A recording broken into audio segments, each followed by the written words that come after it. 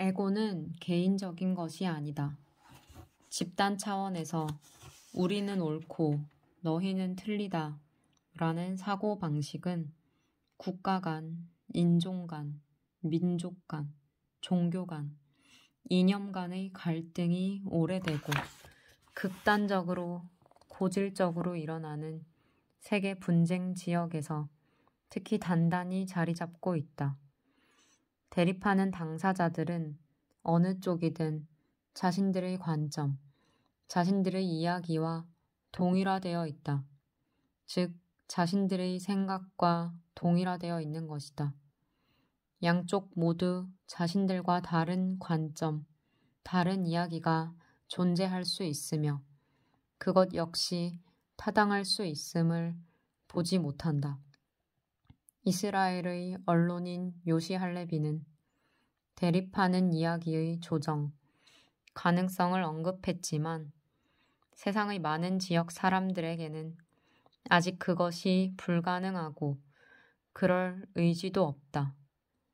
대립하는 어느 쪽이든 자신들에게만 진리가 있다고 철저히 믿는다.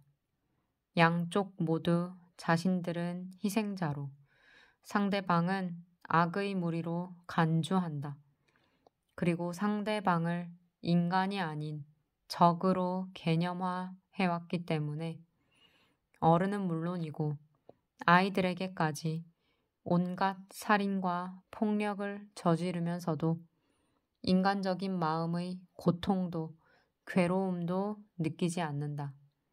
그들은 공격과 보복, 받은 만큼 되받아친다는 광기 어린 악순환에 빠져 있다. 우리 대 그들이라는 집단 측면에서 나타나는 인간의 에고는 나라는 개인적인 에고와 그 작용 방식은 동일해도 훨씬 더 광기 어린 것임을 알 수 있다. 인간이 서로에게 가한 폭력의 상당수는 범죄자와 정신 이상자의 손에 의한 것이 아니라 극히 정상적인 훌륭한 시민이 집단적 에고에 봉사하며 행한 것이다. 그러나 이 행성에서는 정상이라는 것이 정신 이상과 동일한 의미라고까지 말할 수 있다. 그 정신 이상의 뿌리에는 무엇이 있는가? 생각과 감정의 완전한 동일화, 즉 에고이다. 탐욕, 이기심, 착취, 잔인함, 폭력이 여전히 이 행성 도처에 만연해 있다.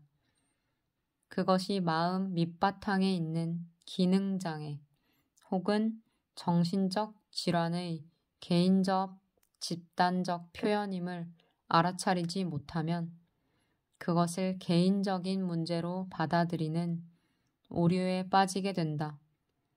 개인과 집단에 대한 개념적인 정체성을 만들어 그는 이런 사람이다.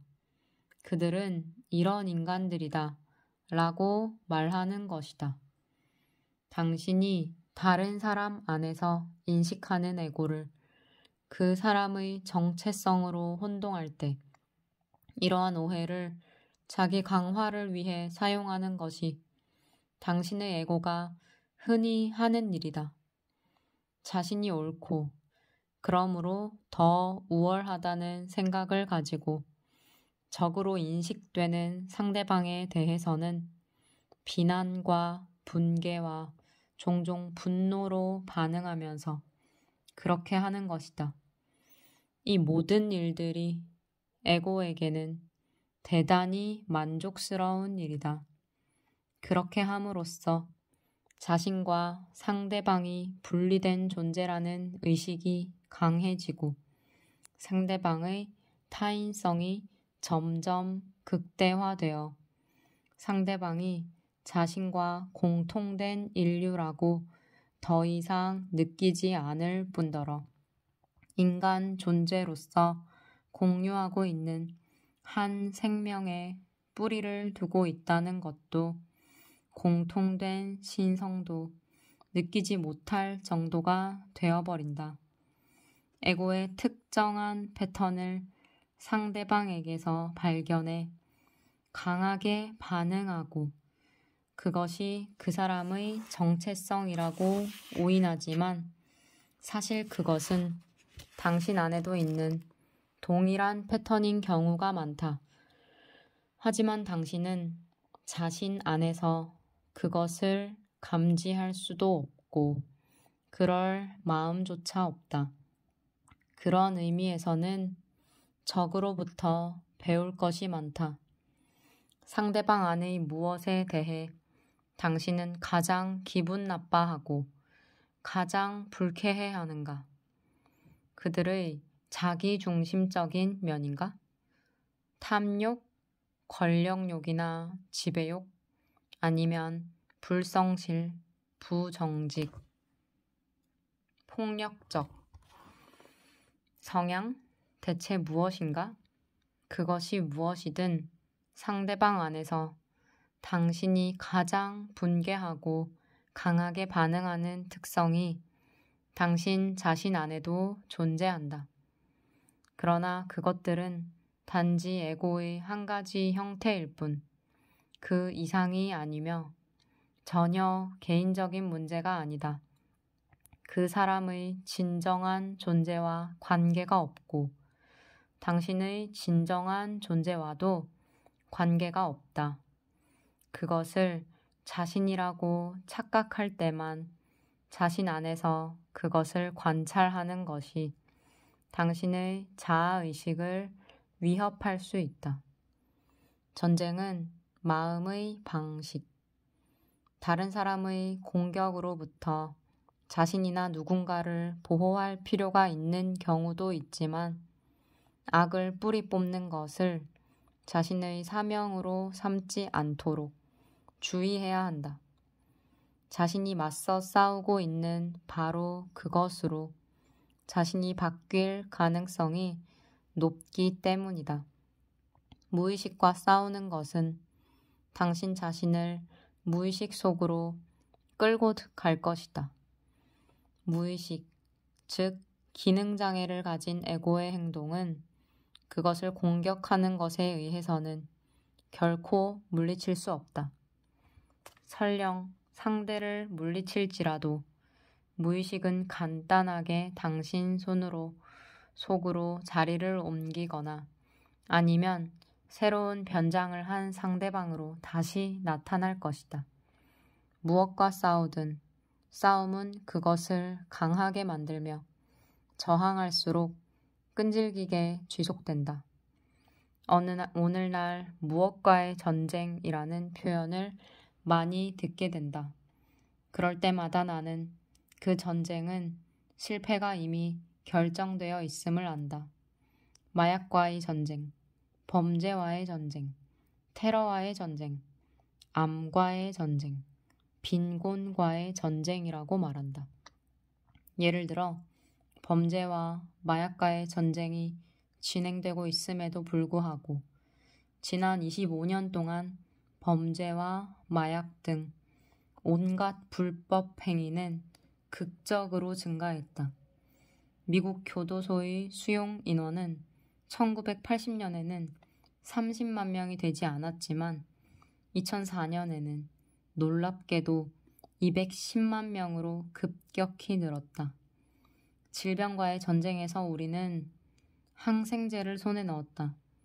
처음에는 놀라운 효과가 있었고 전염병과의 전쟁에서 인간이 승리하는 것처럼 보였다. 그러나 현재는 많은 전문가들이 입을 모아 항생제의 남용과 무분별 사용은 시한폭탄과 같으며 슈퍼박테리아, 항생제 내성균 때문에 전염병이 부활하고 폭발적으로 유행할 가능성이 높다고 경고한다. 미국 의학협회 저널에 따르면 미국에서 심장질환과 암 다음으로 세 번째로 많은 사망 원인은 병원 치료다. 동종요법과 한의학은 병에 대한 대안적 접근이 가능한 두 가지 예로 이들은 병을 적으로 취급하지 않으며 따라서 새로운 질병을 만들어내지도 않는다. 전쟁은 마음의 방식이며 그런 사고방식으로부터 나오는 행동은 악으로 인식된 상대방을 오히려 더 강하게 만든다. 설령 전쟁에 이긴다 해도 전과 동일하거나 종종 더 나빠진 새로운 적, 새로운 악을 만들어낸다. 당신의 의식 상태와 외부 현실 사이에는 깊은 상호관계가 있다. 당신이 전쟁이라는 마음의 방식에 사로잡혀 있을 때 당신의 감각, 지각들은 왜곡될 뿐 아니라 극단적으로 선별적이 된다. 다시 말하면 보고 싶은 것만 보고 또한 그것을 잘못 해석한다. 그러한 망상 체계로부터 어떤 종류의 행동이 나올지는 쉽게 상상할 수 있을 것이다. 상상할 수 없다면 오늘 밤 텔레비전 뉴스를 보면 된다. 에고의 정체를 알아차려야 한다. 에고는 집단적 기능장애, 즉 인간 마음의 정신 이상 증세이다. 에고의 정체를 알아차리면 더 이상 그것을 누군가의 정체성으로 오인하지 않는다. 일단 에고의 정체를 알면 그것에 반응하지 않는 것도 한결 쉬워진다. 그것을 더 이상 개인의 문제로 받아들이지 않게 된다. 불만을 품거나 책임을 묻거나 비난하거나 잘못된 것으로 만들지도 않는다. 누구도 잘못되지 않았다. 그것은 단순히 누군가에게 있는 에고일 뿐이다. 그것이 전부이다. 사람에 따라서는 증상이 심할 수 있지만 모두가 똑같은 마음의 병으로 고통받고 있음을 알면 자비의 마음이 일어난다. 그렇게 되면 에고가 지배하는 인간관계의 드라마에 더 이상 기름을 붓지 않는다. 기름은 무엇인가? 대응이다. 에고는 그것을 먹고 번창한다.